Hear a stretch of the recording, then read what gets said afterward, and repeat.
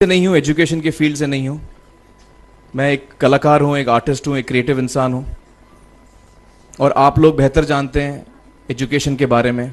इतने साल से आप एजुकेशन चला रहे हैं। पिछले कुछ साल से मेरा अनुभव हुआ है, चूँकि मैंने कुछ फिल्में की हैं। एक फिल्म थी तारे ज़मीं पर, और अभी हाल ही में मेरी जो फिल्म आई है 3 इडियट्स, ये दोनों फिल्में एजुकेशन के टॉपिक पर हैं। तो लिहाजा मैं इस वजह से मैंने काफ़ी रिसर्च की एजुकेशन के ऊपर, और कुछ चीज़ें मेरे सामने आई हैं और वो चीज़ें मैं आपके सामने रखना चाह रहा हूँ। आज यहाँ पेरेंट्स हैं, एजुकेटर्स हैं, टीचर्स हैं, बच्चे भी हैं। हो सकता है पता नहीं मैं कितना सही बोल रहा हूँ, गलत बोल रहा हूँ, लेकिन मेरे कुछ विचार हैं जो मैं आपके सामने रखना चाहूँगा एजुकेशन से जो जिनका संबंध है। और वो ये कि सबसे पहले तो हर बच्चा ख़ास होता है। ये मैंने डिस्कवर किया अपने रिसर्च में। हर बच्चा ख़ास होता है।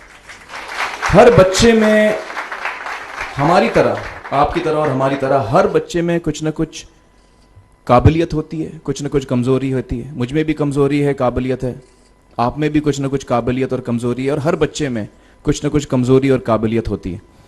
और हमें as parents, as elders, as education system, हमें हर बच्चे की खासियत को पहचानना है, उससे मदद करनी है। उसकी क्या खासियत है, उसका क्या दिल चाहता है, उसे किस चीज़ में खुशी मिलती है, वो हमें उसको हेल्प करना है कि हम उसको वो ढूंढ सके, और उसमें हमें सपोर्ट करना है। और जो उसकी कमज़ोरी है उसमें हमें उसको सपोर्ट करना है। मुझे अक्सर एजुकेशन इंस्टीट्यूट्स मुझे बोलते हैं कि हम हमारे स्कूल में सारे बच्चे पास होते हैं, हमारे स्कूल में सारे बच्चे फर्स्ट आते हैं, या हम जो बोर्ड एग्ज़ाम है उसमें हमारे सारे बच्चे पास होते हैं। मुझे एक सवाल पूछना है कि हमारे कितने बच्चे खुश हैं? सबसे बड़ा सवाल मेरा ये है, how many of our children are happy? और वो जो हैप्पीनेस कोशेंट है ना, वो मेरे लिए सबसे अहम है। क्योंकि देखिए, पढ़ाई लिखाई तो हम सीख ही लेते हैं। जब मुझे कोई चीज़ सीखनी होती है तो मैं कुछ ना कुछ करके सीख ही लेता हूँ। हमारी फिल्म 3 इडियट्स जब रिलीज होने वाली थी, रिलीज से पहले हमने कई स्क्रीनिंग्स रखे थे, टेस्ट स्क्रीनिंग जिसको हम कहते हैं, जिसमें कि हम ऑडियंस, जैसे आप लोग हैं, उनको बुलाते हैं, फिल्म दिखाते हैं, उनसे पूछते हैं कि फिल्म कैसी लगी। ऐसे एक टेस्ट स्क्रीनिंग हमने किया था। बम्बई में एक फैक्ट्री में कारीगर लोग काम करते हैं, तो करीब 25-30 कारीगर आए थे उस स्क्रीनिंग में। स्क्रीनिंग के बाद उनका एक कारीगर था, उसने मुझसे एक सवाल पूछा। उसने मुझसे ये पूछा, आप लोगों ने फिल्म देखी है 3 इडियट्स? उसमें उसने मुझे एक सवाल पूछा जो बहुत कमाल का सवाल था। उसने मुझे ये सवाल पूछा कि सर, पिक्चर के अंत में हमें पता लगता है कि आप तो रणछोड़ दास थे ही नहीं, रैंचो तो थे ही नहीं आप, तो सर्टिफिकेट तो आपको मिला नहीं, वो तो जावेद जाफरी को मिल गया। तो आप इतने बड़े साइंटिस्ट कैसे बन गए? इतने बड़े पेटेंट्स, 400 पेटेंट्स, जापानी लोग आपके पीछे पड़े हैं, तो आपको सर्टिफिकेट तो मिला नहीं, तो आप इतने बड़े साइंटिस्ट कैसे बन गए? बहुत ही अहम सवाल है ये, बहुत ही इंपॉर्टेंट सवाल है।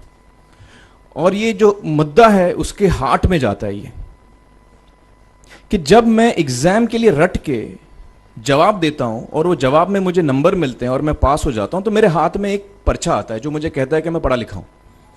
लेकिन वाकई में पढ़ा लिखा हूं या नहीं, ये अभी तक हमको श्योर मालूम नहीं है। लेकिन जब आप नॉलेज चाहते हैं कि आपको मिले, विद्या मिले आपको, तो फिर वो कागज का मायने कुछ होता नहीं है। तो मैंने उसको जवाब में 2 सवाल पूछे। मैंने बोला उसको कि भैया, आपको क्या लगता है मैं अच्छा एक्टर हूं? उसने बोला हाँ, देश भर में आप सब लोग मानते हैं आपको, आप अच्छे एक्टर हैं। मैंने उससे कहा कि भैया, मेरे पास कोई सर्टिफिकेट नहीं है जो कहता है कि मैं अच्छा एक्टर हूं। मेरे पास कोई कागज नहीं है जो मुझे बोलता है कि मैं अच्छा एक्टर हूं। मैंने फिर उससे एक सवाल पूछा कि मैंने सुना आप बहुत अच्छे कटर हैं, आपके जो बॉस मुझे बताते हैं कि आप उनके मेन कटर हैं और आपकी बड़ी इज्जत करते हैं वो। आपके पास कोई पर्चा है, सर्टिफिकेट है जो मुझे बताता है कि आप कटर हो?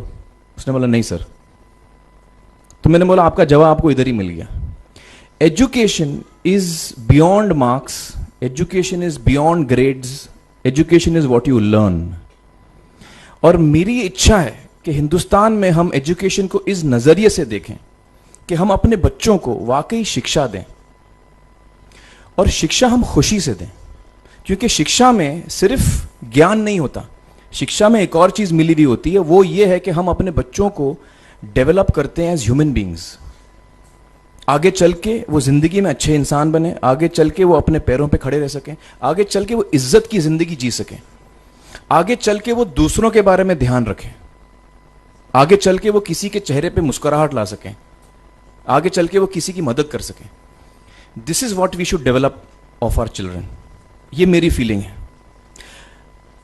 मैं जहां भी देखता हूं, ये मेरे साथ भी हुआ है जब मैं छोटा था। जब से हमारे बच्चे छोटे होते हैं, जब से बच्चे पैदा होते हैं, बच्चा घर आता है, हम बच्चे को पूछते हैं भाई मार्क्स कितने मिले, फर्स्ट आए कि सेकंड आए? वो बोलता है सेकंड। सेकंड आए तो अरे फर्स्ट नहीं आए, डांट पड़ती है उसको। जो बोलता है मैं 10th आया तो उसकी तो हालत ही बुरी हो जाती है। बच्चे को लगता है यार ये फर्स्ट आना बड़ा जरूरी है। उसको रेस में हम पूछते हैं तुम रेस में फर्स्ट आए कि सेकंड आए? में हम उसको बचपन से, जब से वो केजी लोअर केजी में होता है, जब लोअर केजी में रेस होती है, चमचा मुंह में लगा के उसमें नींबू डाल के भागते हैं। उसमें भी हम बच्चे को पूछते हैं अरे मेरा बेटा फर्स्ट आएगा, ला ओ बेटा मेरा फर्स्ट आना, मतलब पेरेंट्स चिल्ला रहे हैं बेटा भागो, मतलब नींबू लेके भागो। तो उसमें होता क्या है कि बच्चे को लगता है कि यार ये बड़ा जरूरी है। मेरे पेरेंट्स को हमेशा, मेरे पेरेंट्स मुझे एक ही सवाल पूछते हैं, मैं फर्स्ट आया कि नहीं। उसके जहन में ये बात बैठ जाती है कि मेरे को अव्वल आना है, मेरे को कंपीट करना है, मेरे को बाकी लोग से आगे निकलना है। टीचर्स भी यही सवाल उसको पूछते हैं आमतौर पे, मेरे साथ हुआ है। होता क्या है कि जब वो बच्चा 21 साल का होता है तो वो बड़ा सेल्फिश हो जाता है, और उसको सेल्फिश हमने बनाया, हमारे सिस्टम ने बनाया। वो अपने बारे में सोचता है और किसी के बारे में नहीं सोचता, क्योंकि यही हमने उसको ट्रेन किया है बचपन से। बचपन से हमने उसको यही ट्रेन किया कि बेटा तुम पहले आना, बाकी सब लोग को भूल जाओ। तो जब वो नौजवान बनता है तो उसका नजरिया सोसाइटी की तरफ यही हो जाता है कि भैया मुझे आगे बढ़ना है, बाकी सब बाय हुक और by crook I must succeed, I don't care about anybody else. मेरा ये दिल कहता है, मेरा ये दिल चाहता है कि अगर हम जितने यहां पेरेंट्स हैं, एडल्ट्स हैं, यंगस्टर्स हैं जो कल जाके पेरेंट्स बनेंगे, अगर हम अपने बच्चों को ये सीख दें जब वो छोटे हैं, जब वो घर आए हम उसको ये सवाल पूछें, ये नहीं पूछें कि मार्क्स कितने मिले, उसको ये पूछें कि बेटा आज तुमने किसकी मदद की, आज तुमने किसके चेहरे पे मुस्कुराहट लाई। अगर हम उसको ये पूछें तो उसको ये लगेगा कि यार जरूरी ये है। मेरे पेरेंट्स मुझे हमेशा ये पूछते हैं, मार्क्स का तो कभी पूछते नहीं, वो मुझसे ये पूछते हैं कि भैया तुमने किसको हेल्प किया आज। तो हेल्प करना लोगों को, लोगों के बारे में सोचना, लोगों के चेहरे पे मुस्कुराहट लाना, ये मेरे पेरेंट्स के लिए बड़ा इंपॉर्टेंट है। साइकोलॉजिकली वो इस चीज के साथ बड़ा होगा। स्कूल वही जाएगा, पढ़ाई लिखाई वही करेगा, वो उसका नजरिया थोड़ा बदल जाएगा। जब वो बच्चा नौजवान बनेगा, 21 साल का होगा, और सारे बच्चे उस उम्र के जब 21 साल के होंगे, हमारी सोसाइटी चेंज हो जाएगी।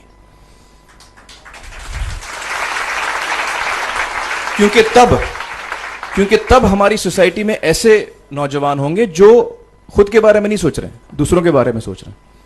तो मुझे लगता है कि सबसे बड़ी चीज जो हमारे एजुकेशन सिस्टम में मैं देखना चाहूंगा, जो मैंने अपने स्कूल लाइफ में नहीं देखी, कि हमको ये अहमियत इस पे दी जा रही है कि हम अपने आसपास के बच्चों को कितना हेल्प कर रहे हैं। ये एक बहुत बड़ी तब्दीली अगर आ जाए तो मुझे लगता है कि हमारा देश बहुत सुधर सकता है, बहुत बदल सकता है। हम